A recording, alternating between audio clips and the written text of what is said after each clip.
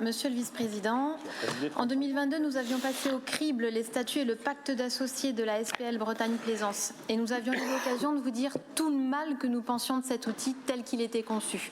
Et j'insiste bien, tel qu'il était conçu. La majorité régionale avançait à pas feutrés dans cette affaire. Elle tombe enfin le masque.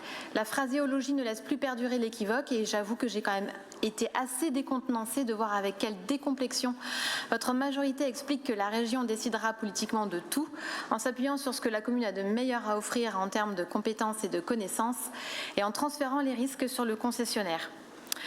Alors, peut-être que le contexte particulier des ports, des Sablons et Vauban justifiait la création d'une SPL, mais je continue de m'interroger sur cette forme verticalement descendante et de sa déclinaison dans d'autres territoires, parfois férocement concurrents. Je reste encore plus prudente et mesurée sur ce régime dit in-house. Le PL reste une personne morale de droit privé à la croisée des chemins entre le droit des contrats et le droit de la commande publique. Avec ce régime de quasi-régie, on tire sur les avantages de chaque régime juridique tout en s'affranchissant de leurs obligations.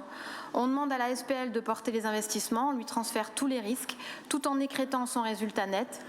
On lui impose un contrôle total analogue à celui exercé sur les services tout en s'affranchissant des règles de la commande publique et avec une possibilité pour les actionnaires publics de réaliser à l'inverse des prestations de services pour la SPL en franchise des règles de publicité et de mise en concurrence.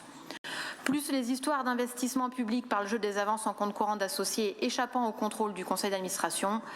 Voilà un mélange des genres bien compliqué dont je crains qu'il ne sécurise pas les pratiques contractuelles de ces sociétés particulières et qui ne reflète probablement pas l'esprit qui présidait initialement à l'invention des EPL. Personnellement, dans mon modeste cerveau de juriste pénaliste, ça bug. Erreur 404. Reste le contrôle renforcé des préfets, des chambres régionales et des comptes et des parquets. Je vous souhaite beaucoup de plaisir. Je vous remercie.